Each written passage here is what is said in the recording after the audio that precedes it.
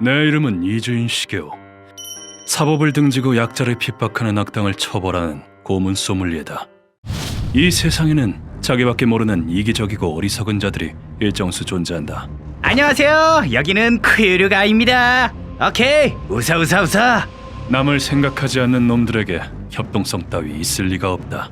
야, 꼬맹이, 저리 비켜. 지금 촬영하는 거 안 보여? 그런 인간들로 인해 죄 없는 사람이 피해를 보는 것이다. 더욱이 놈들은 책임감이 존재하지 않으며 죽었잖아. 야, 어떡하지? 이거 찍어 올리면 안 되겠지? 되겠냐, 멍청아? 그렇기에 죄책감도 느끼지 않는다. 법치국가의 규율에 따라 처벌이 이루어진다면 상관없다. 하지만 이제 한 달 지났는데 경찰한테 안 들킨 것 같지? 아니, 애당초 우연히 지나가다가 맞은 건데 그게 우리 잘못인가? 그러게 쓸데없이 돌아다니지 말았어야지. 죄를 저지르고도 만약 처벌을 피하려 든다면 바로 나 이주인이 지옥 같은 고통을 선사하리라. 너네 같은 쓰레기는 들깨한테 뜯어먹혀도 싸다. 뼈는 부수는 게 개들이 먹기가 편하겠죠? 유족의 분노를 악당들의 몸에 새기는 것, 그것이 고문 소믈리에인 나의 책무인 것이다. 이러한 사명을 짊어진 탓에 드셔보시죠. 따뜻한 걸 드시면 기분이 한결 나아질 겁니다. 고맙습니다. 저마다의 사연을 지닌 사람들이 내 사무소를 찾아오고 난다. 눈앞의 부인 또한 마찬가지다. 어쩐 일로 저를 찾아오셨습니까? 웃기지도 않는 내기로 내 아들을 죽인 범인에게 합당한 벌을 내려주세요. 그 두 눈 깊은 곳에는 새카맣게 물든 증오와 원한이 서려 있었다. 의뢰인의 이름은 이마나카. 반년 전까지 외동아들과 함께 살았었다. 엄마 다녀올게. 잘 다녀와. 몸 너무 혹사시키진 말고. 엄마 나 오늘 야근이라 내일 올 거야.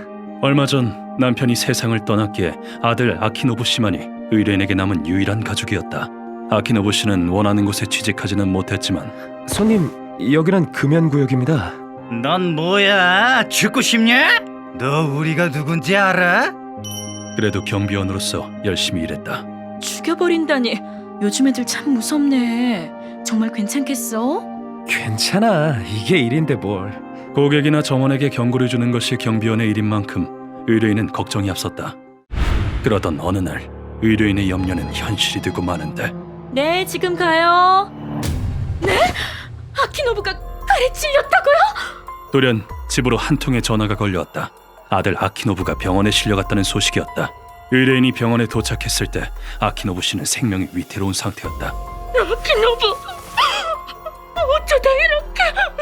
엄마 나 아파 죽기 싫어. 의사가 최대한의 조치를 했음에도 불구하고 말이다. 고통스러워하는 아들을 보니 의뢰인은 가슴이 찢어지는 심정이었다. 엄마 혼자 두고 죽으면 안 되는데 우리 엄마 외로워서 어떡해. 내 아들, 제발 가지 마. 안 돼. 아키노부 씨는 마지막까지 의뢰인을 걱정하며 숨을 거두었다고 한다.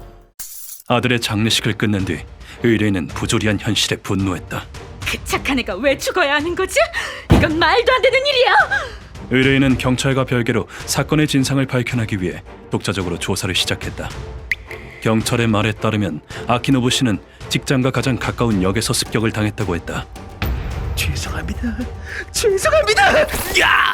역으로 가던 길에 뒤에서 누군가가 칼로 아키노부 씨를 찔렀다는 것이다. 범인은 용모, 연령, 심지어는 성별조차도 밝혀지지 않았다. 목격자를 찾습니다. 바로 여기서 제 아들이 살해당했습니다. 의뢰인은 사건이 일어난 현장에서 목격 정보를 모으기로 했다. 뭡니까? 안 사요. 하지만 정보를 모으는 건 여간 힘든 일이 아니었다. 역에서 목격 정보를 모으던 의뢰인은 한 여장 남자를 만나게 되었다. 피해자가 당신의 아들이란 말이죠? 네, 아들의 한을 꼭 풀어주고 싶어요. 그 사람은 사정을 듣더니 아키노부 씨와 의뢰인의 관계를 확인했다. 그애 내 보물이었어요. 맘씨 착하고 생일이나 기념일은 꼭 챙기는 아이였어요. 아, 저런... 범인을 절대 용서 못해요. 경찰이 수사하고는 있지만 자식이 죽었는데 어떤 부모가 가만히 있어요? 모든 사정을 듣고 그 사람은 의뢰인에게 이렇게 말했다. 당신 마음은 잘 알았어요. 나도 이 건에 대해서 조사해 볼게요.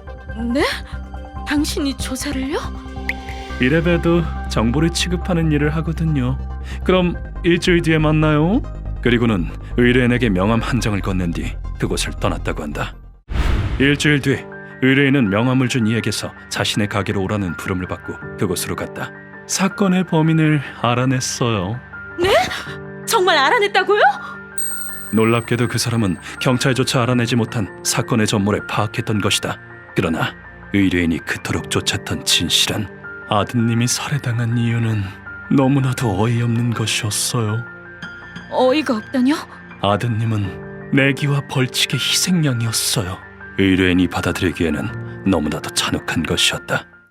사건이 일어나기 일주일 전 손님, 죄송하지만 나가 주십시오. 나가라고? 우리가 왜? 그날 아키노부 씨는 경비원으로서 한 깡패 집단에게 시설에서 나가달라고 요구했다. 놈들은 카트를 타고 놀거나 이거 스릴 넘치는데! 금연구역에서 담배를 피우는 등 민폐 행위를 저질렀다.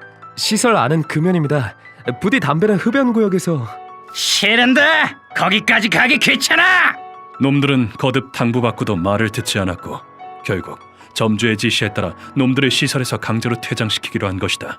규칙을 어기는 분은 이 시설을 이용하실 수 없습니다. 나가 주십시오. 거부하겠다면 경찰을 부르겠습니다. 그래, 나간다. 너 두고 봐. 아키노부 씨는 놈들을 시설에서 쫓아내는 데 성공했다. 하지만 쫓겨난 깡패들은 순순히 물러나지 않았다. 아, 생각할수록 짜증나네. 경비원 주제에. 야, 오랜만에 걔 이용해서 내기나 할래? 좋지. 나도 마침 그 생각하고 있었어. 이른바 죽음의 벌칙 게임. 아키노부 씨에게 되려 원한을 품고 습격을 계획한 것이다. 놈들은 자신들에게 혐의가 걸리지 않도록 한 가지 수를 썼다. 저는 보이지? 등 뒤에서 푹 하고 찌르기만 하면 돼. 잘해라. 그렇지만 그런 짓을 했다간. 왜? 하기 싫어? 네 가족들 죽는 걸 보고 싶으면 관두든가. 놈들은 평소 자신들이 괴롭히던 청년에게 아키노부 씨를 칼로 찌르게 시켰다. 가족을 죽이겠다는 말에 청년은 이성을 잃고 말았고 내가 이겼지? 돈 내놔. 에이씨, 졌네. 청년은 결국 아키노부 씨를 칼로 찔러 살해하고 말았다. 여장 남자의 말이 끝남과 동시에 TV에서 이런 뉴스가 보도되었다. 구원역 살인 사건의 범인이 체포되었습니다. 범인은 저건 협박당한 사람이 범인으로 체포됐군요. 화면에 나온 인물은 선이 가늘고 기가 약해 보이는 청년이었다. 범인이 체포됐으니 경찰도 수사를 마무리하겠네요. 이건 말도 안 돼요.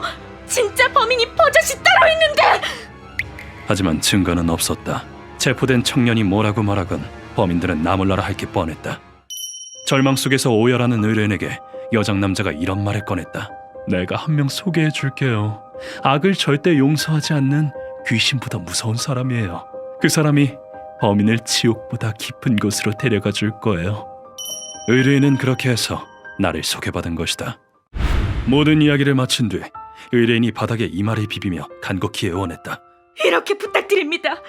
제 아들의 한을 풀어주세요. 히마나카 씨. 돈도 가져왔어요. 이게 제 전 재산이에요.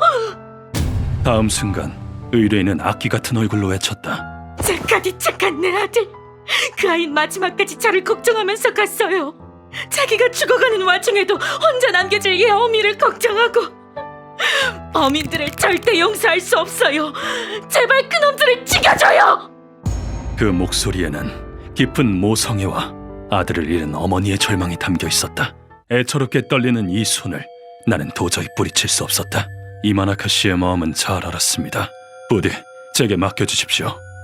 고맙습니다. 전 아들과 함께 살고 싶었어요. 이 원통함과 분노를 거두지 않고서 어찌 고문 소믈리에라 할 수 있겠는가. 본인의 무례는 생각도 않고 타인의 손을 빌려 죄 없는 사람의 목숨을 빼앗은 죄. 사회 법규도 못 지키는 원숭이 놈들.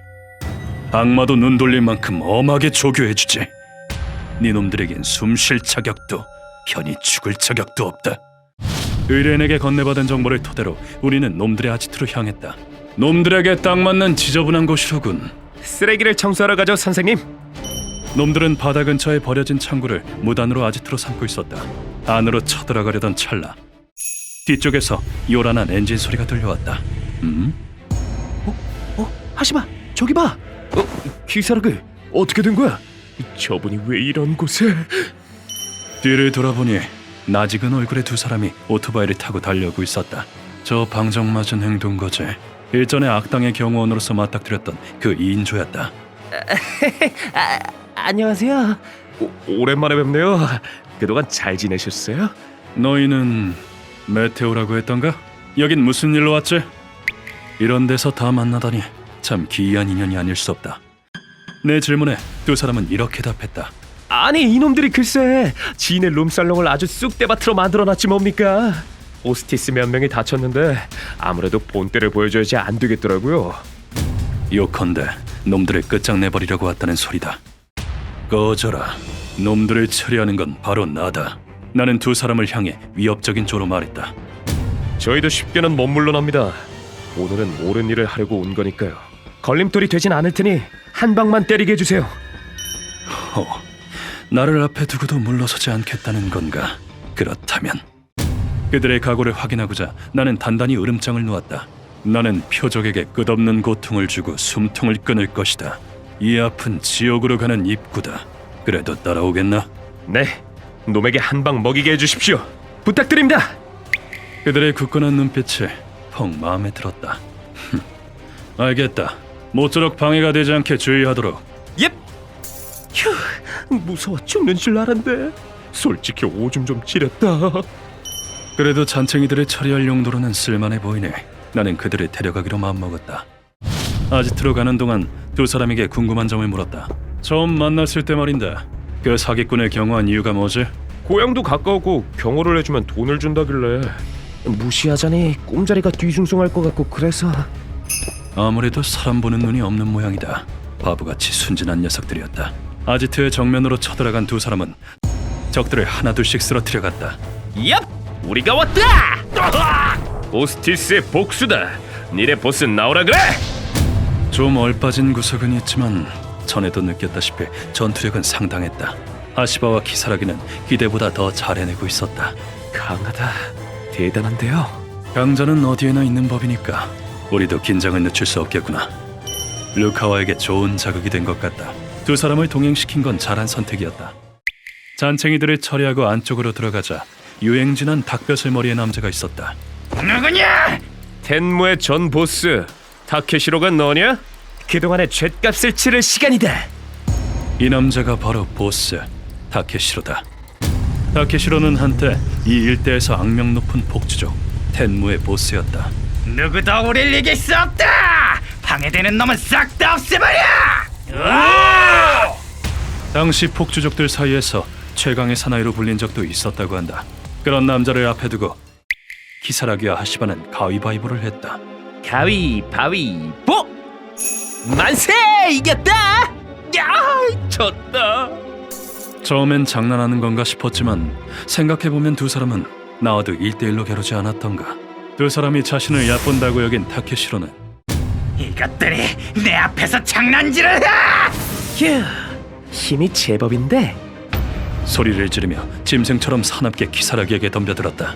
키사라기는 공격을 피함과 동시에 타케시로의 목덜미에 발차기를 꽂아 넣었다.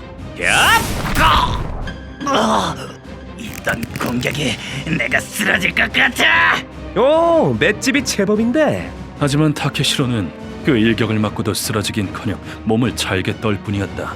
발을 붙잡히고만 키사라기에게 절체절명의 위기가 찾아온 줄 알았으나 다음 순간 키사라기의 다른 한쪽 발이 섬광처럼 튀어올랐다. 키사라기의 발차기가 타케시로의 관자놀이에 꽂혔다. 가히 불을 뿜는 듯한 위력이었다. 곰도 이건 못 버틸걸? 저 신발 끝부분에 뭔가를 심어둔 모양이다. 타케시로도 그 일격을 당해낼 재간은 없었다. 발끝에 강철을 심어뒀건 그리고 그 격투기에 사바트지? 그 짧은 순간에 다 간파당하다니. 절대 이불을 적으로 돌려선 안 돼. 여기선 꼬리 내리는 게 상책이야. 나와 루카가 할 일은 지금부터다. 놀이는 끝이다. 지금부턴 어른의 시간이다. 그럼을 어쩌실 생각이신지. 다케시로를 잡고 돌아가려던 찰나 하시바가 내게 물었다. 뭐야, 궁금한가? 아니요, 됐습니다. 안 알려주셔도 됩니다. 모르는 게 좋을 것이다. 앞으로 일어날 일은 누구든 엮여서 좋을 거 없을 테니까. 이리하여 우리는 다케시로를 고문실로 옮겼다. 선생님, 준비 다 됐습니다. 좋아, 이제 깨우도록 하지. 기사라기와 싸우느라 진이 빠졌을 테지만 그건 내가 고려할 일이 아니다. 다케시로는 맷집이 자랑거리인 듯 했으니. 이봐 쓰레기, 얼른 일어나! 오늘은 평소보다 조금 더 힘을 준 발차기로 표적을 깨워보기로 했다. 무슨 발차기가 이가 다 나갔잖아. 한심하기 짝이 없군. 맷집은 봐줄 만한 줄 알았더니 그 어떤 악당이라도 반성의 여부를 묻는 것이 나의 신조다. 넌 경고를 받고도 반성은커녕 도리어 경비원에게 원한을 품고 대역을 이용해 살해했다. 그래서 뭐? 피해자나 유족에게, 그리고 너 대신 잡혀간 사람에게 죄송스럽지도 않나? 이걸 어쩐다. 반성이라곤 요만큼도 안 하고 있었지만 솔직하게 대답했다간 살해당하겠지? 반성합니다. 제가 죄를 지었습니다. 정말 죄송합니다. 제 대신 잡혀간 그 무기를 사과드리고 싶습니다. 악당치곤 드물게 놈은 반성한다고 말했다. 거짓말하지 마라. 너 같은 쓰레기 놈은 눈만 봐도 반성하는지 안 하는지 알 수 있다. 내가 미쳐야 반성을 당해. 가짜는 놈이 이래라 저래라 하길래 본때 좀 보여줬다고 해. 잡혀간 그놈도 지가 못났으니까 잡혀간 거지. 그게 본심이었군. 쓰레기 같은 놈. 루카와 넵! 지옥의 무릎 담요 대령이요! 내 목소리에 루카와가 옆에 놓여있던 강판을 들어올리더니 그것을 타케시로의 허벅지 위에 있는 힘껏 내리쳤다. 우선 첫 번째 갑니다. 무릎이 따뜻해질 거예요. 강판에 돋은 가시가 중량에 의해 놈의 허벅지살을 깊숙이 파고 들어갔다. 이것은 에도 시대의 고문 중 하나인 이시다카 형으로 죄인을 자백시킬 때의 행위졌다. 두 번째 간다. 벌써부터 얼굴이 말이 아니군 그래. 다만 이 고문은 에도 시대의 것과는 다소 차이가 있다. 석판을 철로 바꾸고 가시를 박는 등 여러 부분에서 개량이 되어 있다. 슬슬 반응이 올 때가 됐는데. 내 엉덩이가. 엉덩이가 많이 아픈가 봐요. 놈의 무릎이 박살날 때 비로소 마지막 장치가 가동된다. 놈의 밑에 깔린 대죄는 정해진 만큼의 무게가 올라가면 말뚝이 튀어나 항문을 찌르도록 설계가 되어 있다. 여섯 번째! 말뚝이 거의 배꼽 언저리까지 올라왔겠는데요?